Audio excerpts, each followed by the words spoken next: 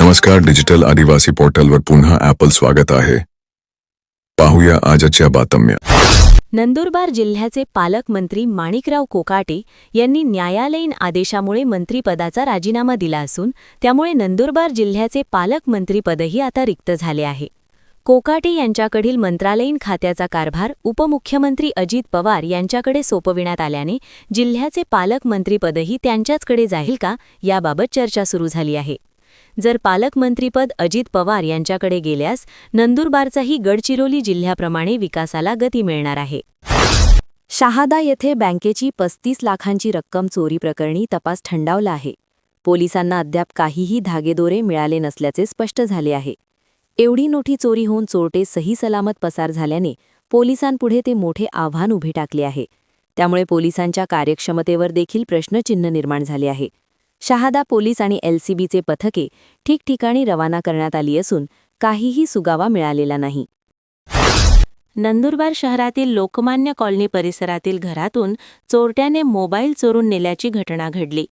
पियुष विजय जवळकर यांच्या घरात घुसून चोरट्याने सोफ्यावर ठेवलेला मोबाईल चोरून नेला.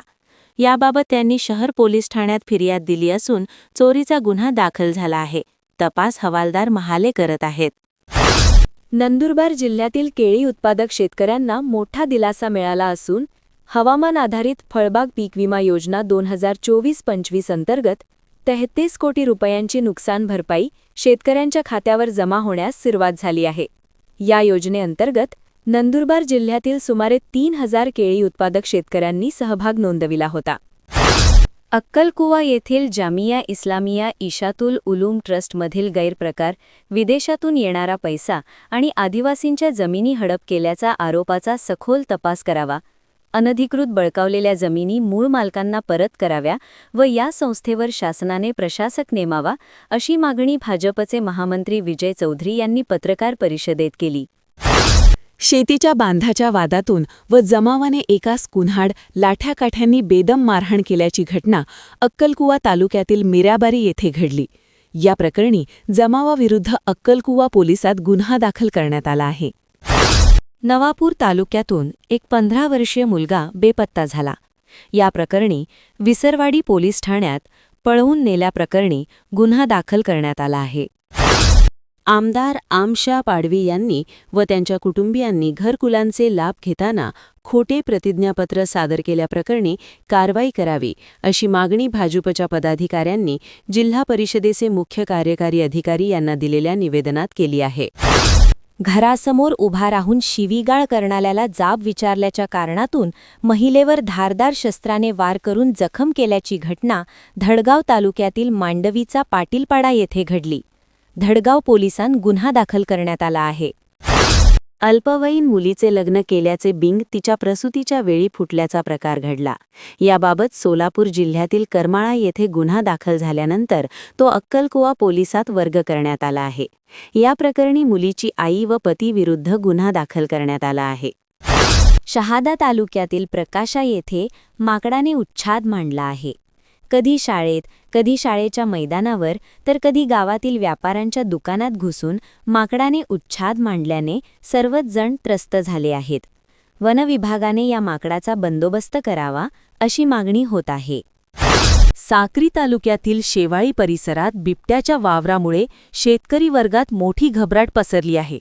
येथील शेतकरी संभाजी साळुंके यांच्या शेतातील कांदा चाळीत बांधलेल्या शेळ्यांवर बिबट्याने मध्यरात्री हल्ला चढावून 2 शेळ्या ठार केल्या, तर 1 शेळी गायब असल्याचे समोर आले आहे.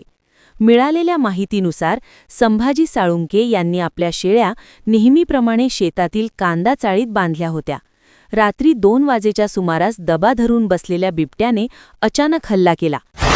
निमगुळ येथील मुख्यमंत्री समृद्ध पंचायत राज अभियानाअंतर्गत गावात तब्बल 1000 वृक्षांची लागवड मियावाकी या जपानी तंत्रज्ञानाचा वापर करून करण्यात येत आहे. या स्तुत्य उपक्रमाचा शुभारंभ येथील प्रेमानंद बाबा मठ परिसरात मान्यवरांच्या हस्ते उत्साहात पार पडला. शेतकऱ्यांचे जीवनमान उंचावणे तसेच भूमिहीन शेतमजुरांना स्वतःची शेती मिळावी या उद्देशाने सामाजिक न्याय विभागामार्फत राबविण्यात येणारी कर्मवीर दादासाहेब गायकवाड स्वाभिमान व सबलीकरण योजना जिल्ह्यात केवळ कागदावरच मर्यादित राहिल्याचे चित्र आहे. गेल्या 10 वर्षांत लाभार्थींना मंजुरी मिळून जमीन खरेदीसाठी अनुदान मिळालेले नाही. परिणामी शेकडो भूमिहीन कुटुंबे या महत्त्वाच्या योजनेपासून वंचित राहिली आहेत. शहादा तालुक्यातील प्रकाशा शिवारातील नांदर्डे रस्त्यावर नीलगाय दिसून आल्याची घटना समोर आली आहे. कळपापासून वेगळी झालेली नीलगाय शेतकऱ्यांना दिसून आली होती. यामुळे या भागात नीलगायींचे वास्तव्य असल्याची माहिती शेतकरी देत आहेत. नीलगायींच्या वास्तव्यामुळे या भागात बिबट्याचा संचार वाढण्याची भीती असल्याने वनविभागाने योग्य त्या उपाययोजना करण्याची मागणी आहे. सारंगखेडा येथील यात्रोत्सवात अभिनेत्री उर्वशी शर्मा यांनी भेट दिली. यावेळी त्यांनी चेतक सारंगखेडा महोत्सवातही हजेरी लावून प्रसिद्ध घोडे बाजारात फेरफटका मारला.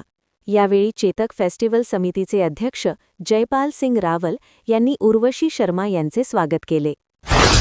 नवापूर तालुक्यातील बोकळझर येथे मशरूम शेतीविषयी मार्गदर्शन कार्यशाळा पार पडली. अध्यक्षस्थानी सरपंच सुमन गावित होत्या. प्रसंगी सरपंच सुमन गावित यांनी महिलांना रोजगाराच्या नव्या संधी उपलब्ध करून देण्यासाठी ग्रामपंचायतीने लघुउद्योगांना प्रोत्साहन देणे आवश्यक असल्याचे सांगितले. कार्यक्रमात मशरूम शेती मार्गदर्शक राजेंद्र वसावे, लीलाबाई वसावे, बाजारपेठेपर्यंतचे सर्व टप्पे तसेच यांनी उपस्थित ग्रामस्थांना मार्गदर्शन केले.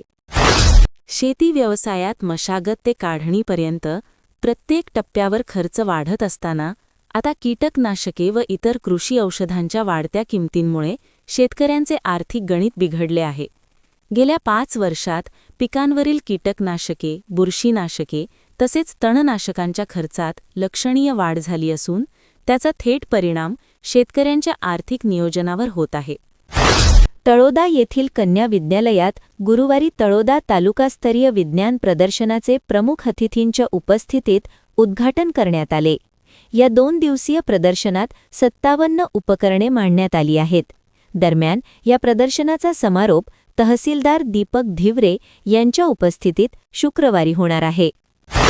नंदुरबार तालुक्यातील उमरदे खुर्द येथे श्री ग्रंथराज ज्ञानेश्वरी पारायण व कीर्तन सप्ताहाची सांगता झाली. त्यानिमित्त गावातील श्री विठ्ठल मंदिरात मूर्ती प्राणप्रतिष्ठा सोहळाही झाला.